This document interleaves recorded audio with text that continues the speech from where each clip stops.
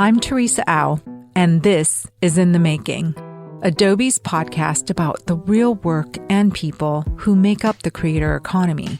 Before I introduce my guest this week, I want to take a moment to thank all of you for listening to our very first season. And in an effort to get to know you better, we put together a very brief survey.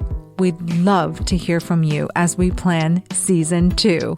And to thank you for your time and thoughts, we will be giving away 2 12-month memberships to Creative Cloud, which includes access to Adobe Express Premium, our lightweight tool for creatives and small business owners. You'll find full details and the survey link in the show notes. Now on to our show. This is the final episode for the first season of In the Making, and we're going out with a bang. I am so incredibly honored to introduce our final guest, the esteemed Chris Do. Chris is an Emmy Award-winning designer and director, and the CEO and founder of The Futur, an online education platform with the mission of teaching 1 billion people how to make a living doing what they love. In his near 30-year career, Chris has served on boards for organizations such as the Society for the Promotion of Japanese Animation, AIGA Los Angeles, and the Emmys Motion and Title Design Peer Group.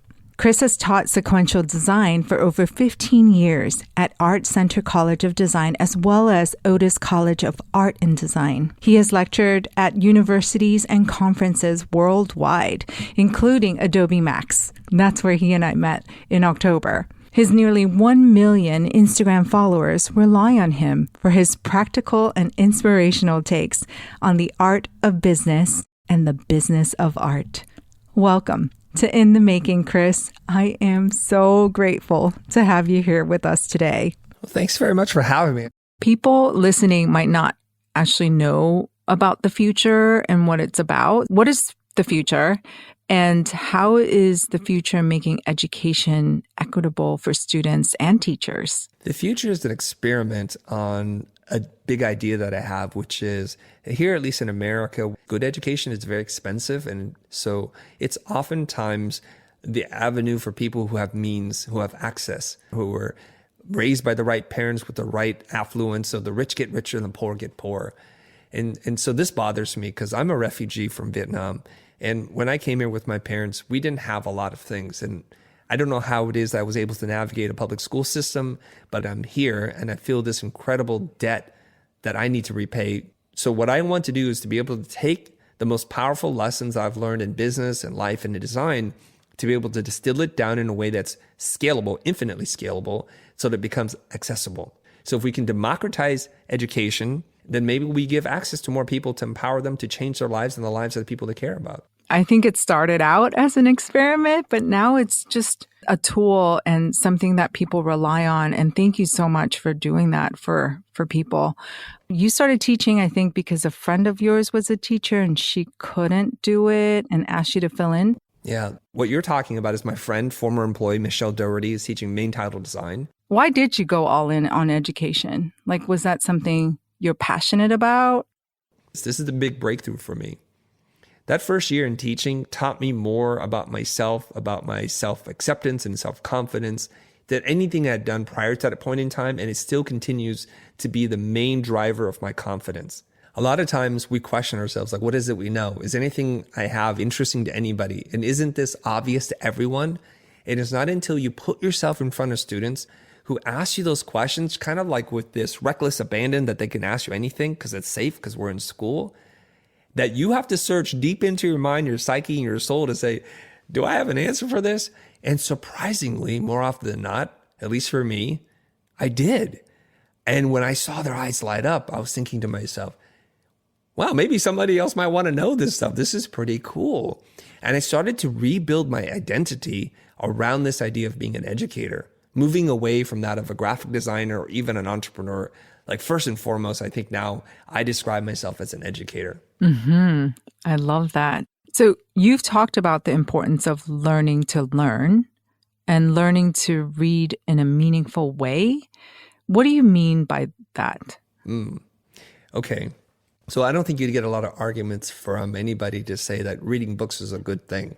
Most people believe that. So if you read one book, it's better than you read 0 books. But what's better than reading a book? Well, retaining. I ask people, hey, did you read that book? They're like, yeah. Tell me 2 ideas you learned from it. And they can't tell you anything. I said, are you sure you read the book? So if you don't retain anything, what good is the book? So this is why I don't love it when people post like, I read 35 books this year. Well, tell me 2 things you've learned. That might be important. There's one thing that's better than retention, which is application. So I've read books. I remember what I've read. I've applied what I read. And yet there's still another level. So I've applied it, but can I teach it? Which is the 4th realm of mastery. So it's good to read. It's good to remember. It's good to apply. But it's even better to be able to teach those concepts to other people.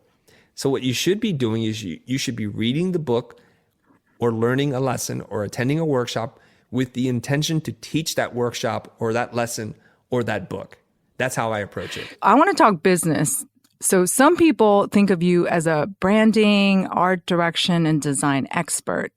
You've actually not designed in a very long while. You have always had a passion and probably is a born entrepreneur.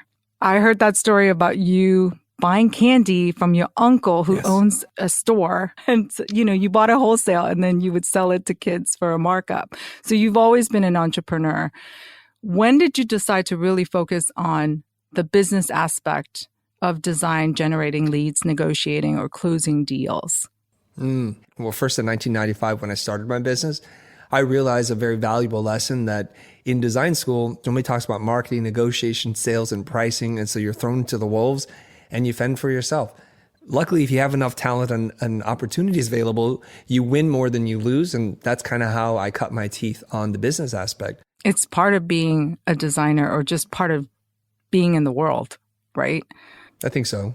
Help me understand the business models of your 2 different companies, Blind and the Futur. Obviously, brand strategy, design consultancy is a different thing from the Futur. Okay. First of all, I have to clarify something. I don't do any more design consultancy work unless it's through one of my coaching programs. In December 2018, my team looked at me and they said, shouldn't we focus all our energies on education and building an education company? And it was a radical idea at that time. And I said, okay, let's try. Let's go for it and see what happens. So we turned away all our client projects and we've been client free since December of 2018. Wow. Last year, I think we did $4.5 million in revenue, all from educational products, coaching, and public speaking and sponsorships. What do you think made the Futur so successful? I think there was one very critical lesson that I learned early on. When Jose and I ran the school prior to the Futur, that's another company, we created a product and we created content to market the product. So we would release videos on YouTube with the intention of building awareness and creating desire for the product or solution that we made. And it didn't really garner the attention that we wanted, and we couldn't figure out why sales weren't moving. The critical lesson that we learned, it was to create content to help people, and through the act of goodwill and building that trust, over time, they're going to want to buy whatever it is that you make. And that's a relationship that we have now with our community. I can call them customers, but they're more communities. Yeah. And this word gets thrown around a lot, and I'm a little nervous even to introduce it into our dialogue. But there is a fervor, a loyalty that I'm not even sure I've earned or deserve that might be borderline a cult-like behavior that people have for us. And I think all brands in the 21st century that are worth billions of dollars have that exact same attribute. I think I sort of know why you have that high level of followership is because you're very engaged with the community. You write back. I don't know if you have someone that does that for you or it's you, but I see you're so active. You reply to their questions or you make comments about their comments. So I think that's a big reason why you can call it a community, because it's a dialogue and not just a one-way conversation. Yeah. There are 3 people who work on my account. Me, myself, and I. When you're dealing with me, not the company, when you're dealing with Chris on any social platform, 99.9% of the times it's me. While we're on that subject, how much time do you devote to spending time engaging with the community, like answering DMs or emails? I want to tell you that it's 2 hours, but it's probably more like 6 hours every day. Wow. It's half of my waking time. I'm probably commenting, responding to, or dealing with somebody's question somewhere online. You mentioned that you came to the U.S. as a refugee from Vietnam, and I can relate. I wasn't a refugee, but we're both immigrants from another country. I've also noticed that you started recently sharing your origin story on social media. Why now? I want to tell you a couple of like my own limiting beliefs around this, in that I thought that no one's interested in hearing about my story. So I only tell people about my story when they ask. But when my students would do a studio tour, they already knew about me as a teacher and as a professional. So naturally, they would ask me lots of questions about me, my life, challenges that I've had, and I would share that. I think it's really important for us to give value to other people, to try to help them go from where they are to where they'd like to be. And in doing so, you build community, you build kinship, and you really create genuine value to others. And I want to share this with you and your audience, because I saw Aaron Draplin, who I consider a professional friend. We've talked a couple of times. We've seen each other in multiple places. And I saw him get on stage, on the biggest stage for creatives, in front of 9,000-ish people, and do his thing. Yeah, at Adobe Max. So I started thinking to myself, next year, 2024, will be the tour in which I tell my story. And it's going to be a good story because I've already started writing the outline to it, because there's lots of funny things. I think I'm going to call the story, or the title of the talk, Design is a Gateway Drug. Oh, yeah. I'm so looking forward to that. I'm just one of so many that can relate to your story of just coming to a new country, not knowing the language, not having a lot, like you mentioned, growing up. But look where you are today. And it's funny that you brought up Aaron Draplin, because he was my guest on episode 9, and he is just an amazing individual human being. I have mad respect for his authenticity, and I have mad respect for you too. It's just mind blowing, honestly. You've said that you're an ambivert, and let me explain, because I think a lot of people don't know what that means. Ambiverts are people who fall somewhere in the middle of being an introvert and an extrovert. So ambiverts are flexible individuals who thrive both in solitude and social settings. How has being an ambivert hurt or helped you in your journey as a creator or a business owner? I'm an immigrant. English is not my first language. I had some difficulty to pronounce multi-syllable words, polysyllabic words. And so when I was in school, I kept my mouth shut. Now, let's add to that, there are very few Asian people when I'm growing up in the town in which I'm growing up. So I'm already feeling like an outsider, because I would get into fights with people who would throw racial slurs at me, or just to try to pick on me because I'm small. I'm small and skinny. And so I'm dealing with a lot of that stuff. I just want to get through class every day without a problem. I want to be able to walk to school and come back home without someone starting trouble with me. That was just my only desire. So of course, if you take a personality test in that state of mind, so naturally it comes out, I'm an introvert. And I'm like, I'm an introvert, right? And we have to just clarify for a lot of people. They think being an introvert is being shy, and being an extrovert is being gregarious and very outgoing. It has nothing to do with that. It's about how you manage energy. So when you're around a lot of people, introverts need to take time alone and recharge. So you know you're an introvert when during COVID, you felt really happy and thriving because you were just at home, not having to drain your battery. And all the extroverts suffered mightily. They went into depression. They got into fights with people. They had cabin fever. They just couldn't handle it anymore because they need to be around people. Not to say that introversion is good or bad, nor extroversion is good or bad. It just is. So when I first started teaching, there was the mental load that was happening with me in managing the energies of 15 to 20 people in class. It would take me about a day and a half to recover. So it wrecked me. But I noticed something. Eventually just become a day. 3/4 of a day, and then half a day, and then a quarter day. And then I could sort of be semi-normal the next day. And so I think there's a whole spectrum, and I think I must fit somewhere in the middle. So when I learned about this term ambivert, and if you think ambidextrous, the ability to use both hands, you're somewhere in that spectrum. I'm not sure where I am. But I know now when I'm around people that I feel like I have a connection to, even if we're complete strangers, I'm excited to see them. Yeah.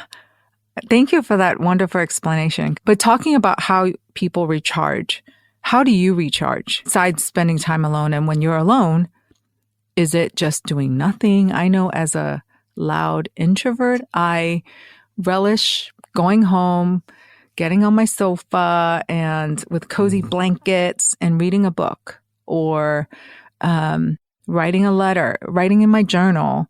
How do you recharge, Chris? You're way more productive than I am. Let me just tell you that. So I just got back literally last Friday from a 2-week crazy 6-city tour talk, right? So I get home and I'm on a different time zone mentally and physically. So the first thing I do is I just sit on the couch, turn on YouTube and whatever it is that I want to watch. And I just want to chill there with a blanket. And I have a notepad near me, though it rarely gets used, just in case that idea pops up. I need time to process. Yeah. And I think what's happening is by not adding additional mental load or more processing, I'm able to reflect back on the last 2 weeks. And I'm slowly decoding those experiences. And this is something that I encourage a lot of people to do, to be able to sit alone in our own thoughts. Yeah, it's so important to take breaks. Where do you find inspiration? Okay, this one's an easy one. I know you probably get asked this all the time. Well, it's not that. It's just that because it's related to a question you asked earlier about how much time I spend on social responding to people. And I get inspired by people, and not the way that you think. This is not me like in a circle and we're like singing Kumbaya and just playing drums and things like that. I'm going to say this, it's going to come out rough. I get inspired by sometimes the stubbornness and stupidity of people. I'll just say it like that. Because people don't understand this about me. I learn in the friction.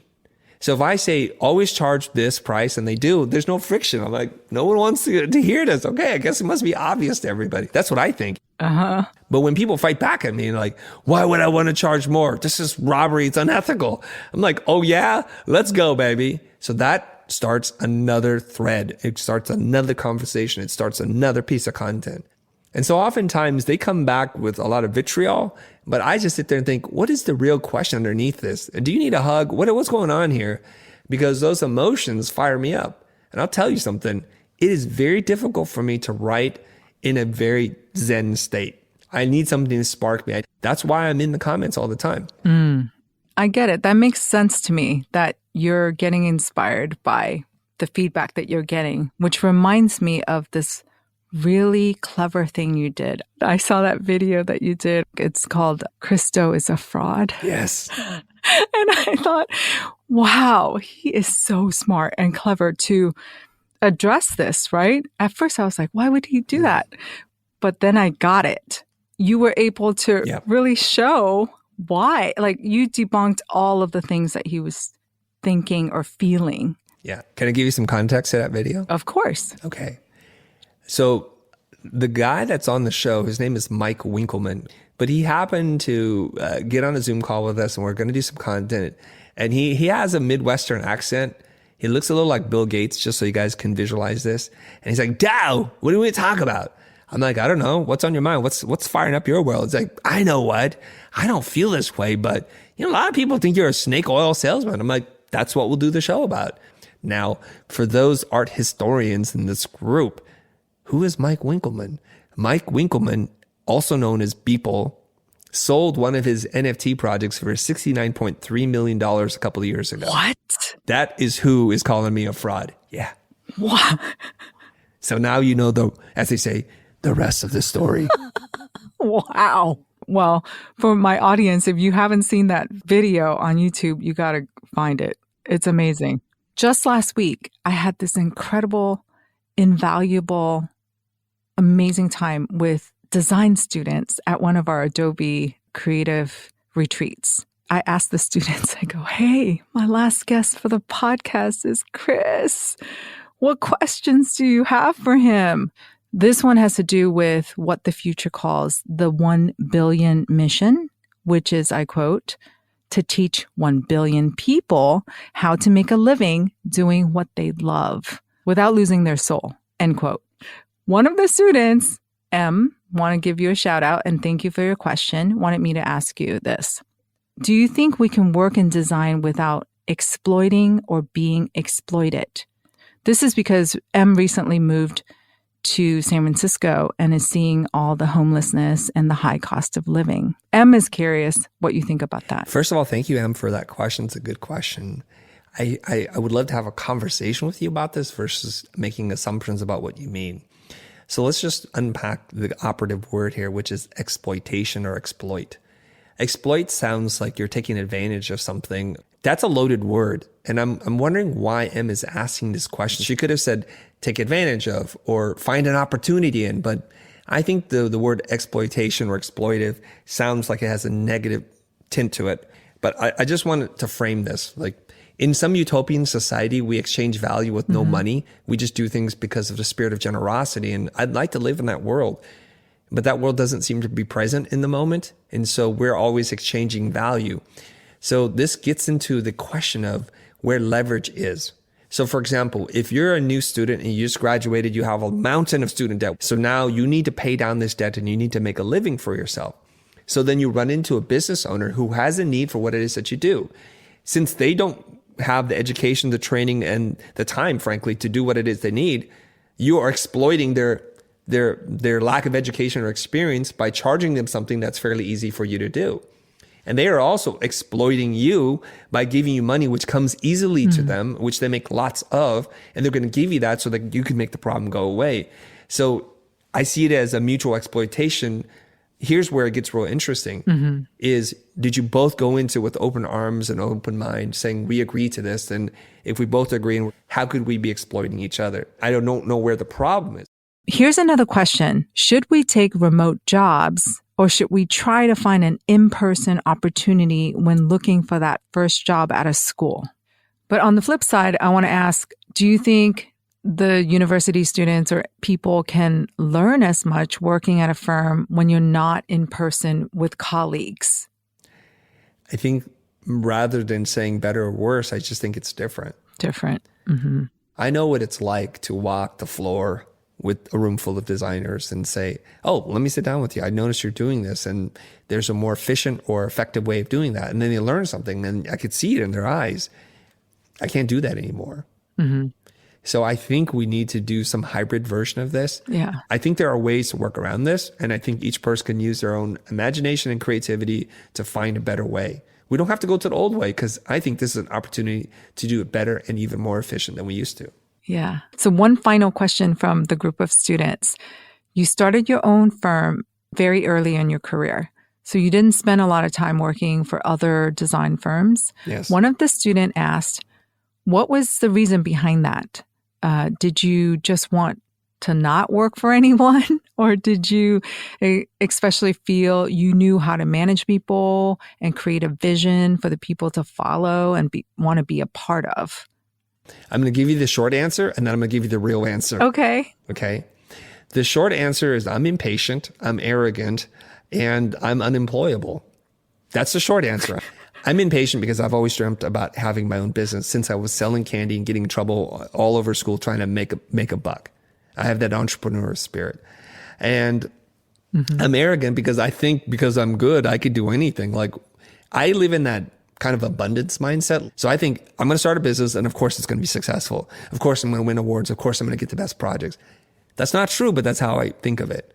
And I'm unemployable in that I went from working at an ad agency in a very corporate place to working at a punk rock music label and not finding myself in either one of these spaces. And so very shortly I quit. And I was thinking, I think I have to make my own company because this is not working.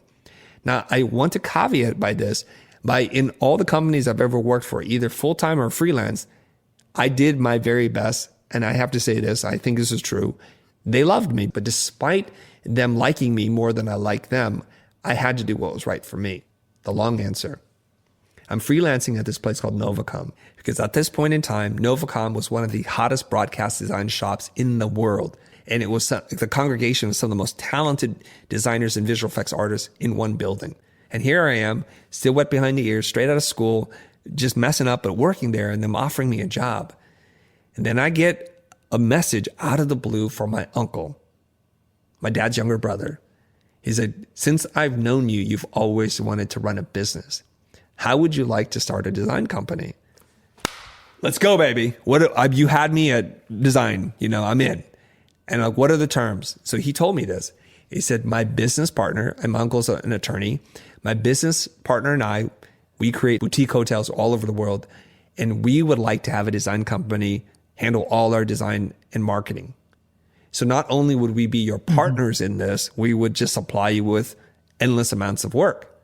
And this is a win-win-win. And I'm not talking about Vietnamese names here. It's WIN, okay? It's that kind of win.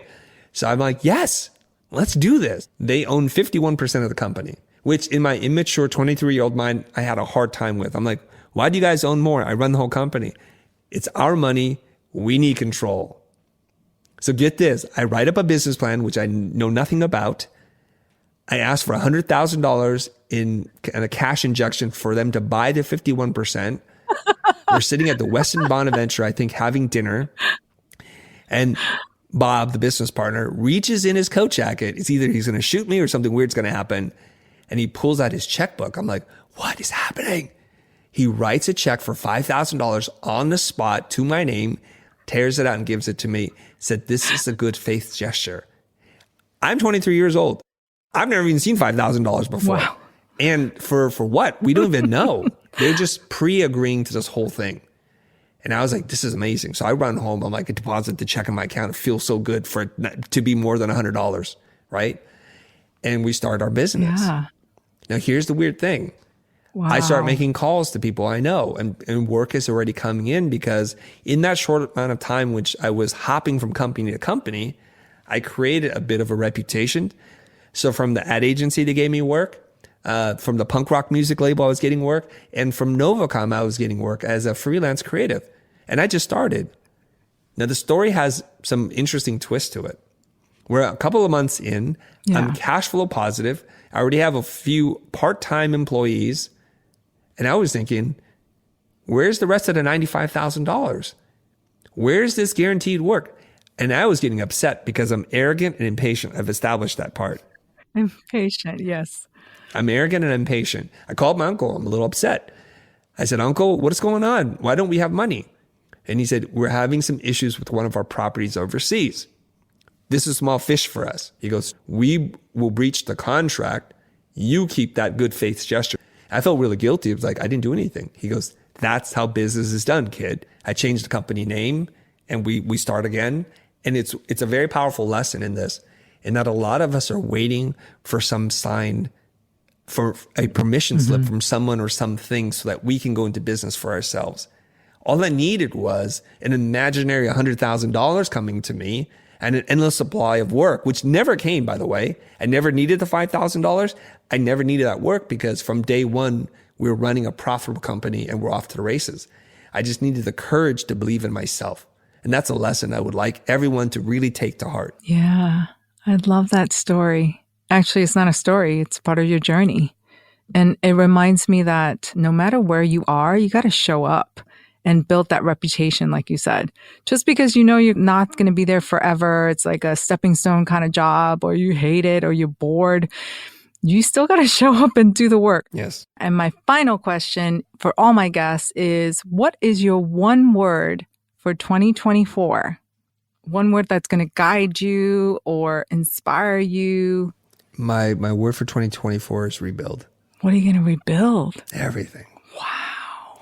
Yeah, because I've learned this from my previous business coach.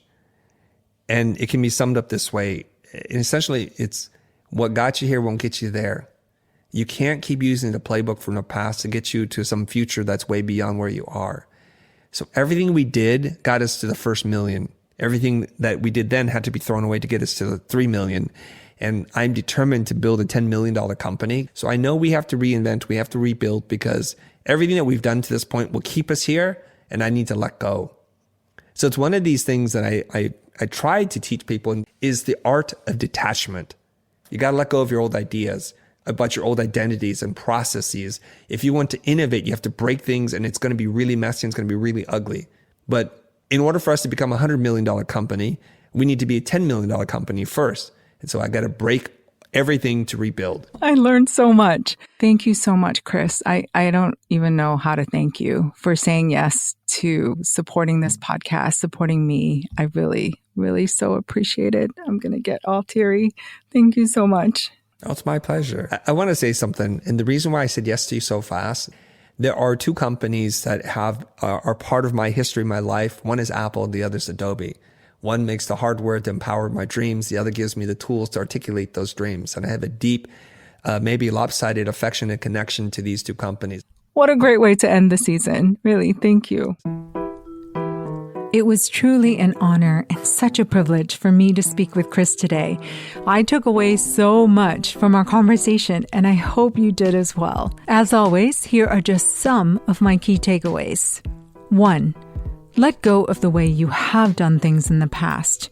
It might be scary to let go of what's been successful for you in order to pursue bigger goals, but it's necessary to try new ways of doing things. What got you here might not work to get you where you want to go. 2. Chris had the courage to start his own business once someone else asked him to do it. Don't underestimate the power of believing in yourself. You don't have to wait for outside validation to do something big. 3. Do the work to know yourself and play to your strengths while being honest about your limitations. Whether that means you work best with a team or as a solo operator, own it, because that is what is going to make you thrive. You can follow Chris on social media at The Christo. That's spelled TheChrisdo. And you'll also find the links in our show notes. This is In the Making, and I'm Teresa Au, your host and executive producer. Our producers for the show are Chrysanthi Tenitence and Lisa Campbell, and our sound editor is Amy Ferrati. We want to hear from you as we wind down our very first season. We're giving away 2 12-month memberships to Adobe Creative Cloud to respondents to our podcast survey, which you'll find the link for in our show notes. Follow us at Adobe Live on Instagram and on YouTube to keep in touch between episodes. And please email us at inthemaking@adobe.com with any of your feedback, questions, and suggestions. A very heartfelt thank you for listening to Season 1, and we'll see you all back here in 2024.